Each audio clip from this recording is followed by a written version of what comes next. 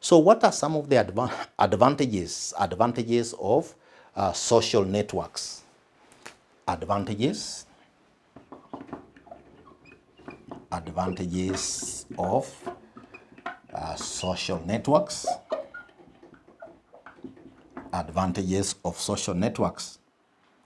There are several advantages that may be associated with social networks. One of it, as underpinned by the social network theory, is the process of accessing information. Accessing information. It is often said that the world now has become a global village. The world has become a global village.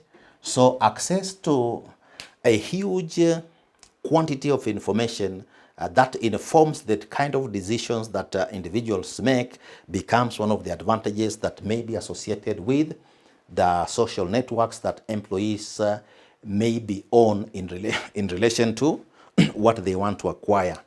Another advantage that may be attributed to social networks is the reduction of barriers among group sets. Reduction of barriers. Reduction of barriers amongst group sets. Let us take, for example, there is WhatsApp. An organization may have a WhatsApp group where all members of that particular department are on a WhatsApp group. Now, when it comes to the work environment, you may have what you call diversity.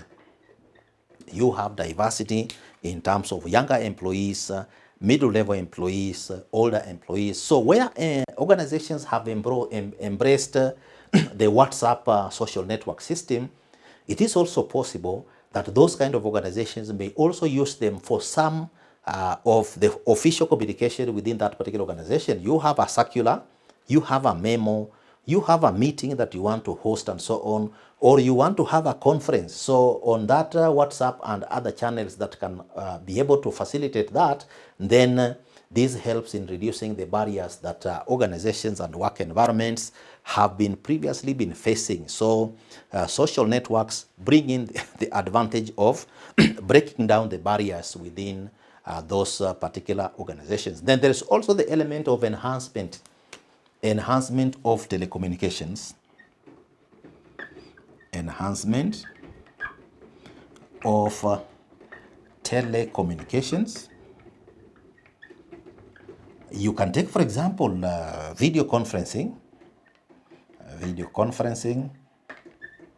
And some organizations have solely been relying on this video conferencing to run their departmental meetings, to run their affairs of the organizations, and also to transact business. So enhancement of telecommunications has also been another advantage of social networks. And organizations that have been on strong social networks, when the COVID pandemic struck, those organizations continued working seamlessly because they were able to consolidate the gains of the social network. So the social networks can actually be able to complement the formal activities within a given work setting. There are also other benefits that may be associated to social networks. For instance, enhancement of collaboration, support and collaboration learning activities. Support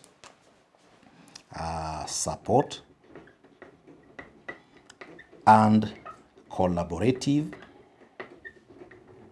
learning activities.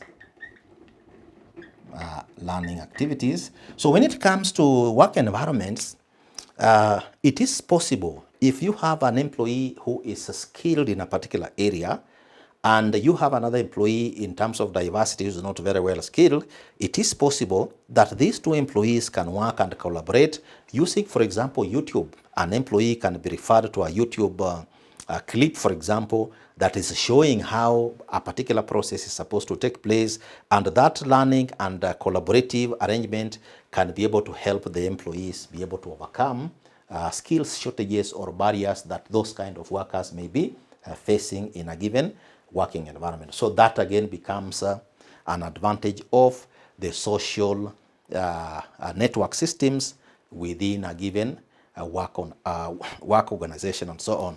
Then there is also the advantage of benchmarking,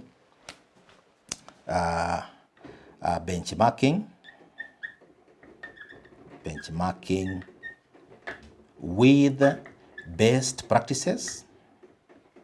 Benchmarking with best practices. You take, for example, say standard operating procedures. An organization can be able to benchmark its activities, its processes with the processes of the best organizations or best companies in their industry. So benchmarking with best practices, like in the areas of standard operating procedures, could be some of the benefits that may be associated with the social networks that are underpinned by the social network theory, that you can have individuals network and share information, share ideas to bridge the knowledge gaps.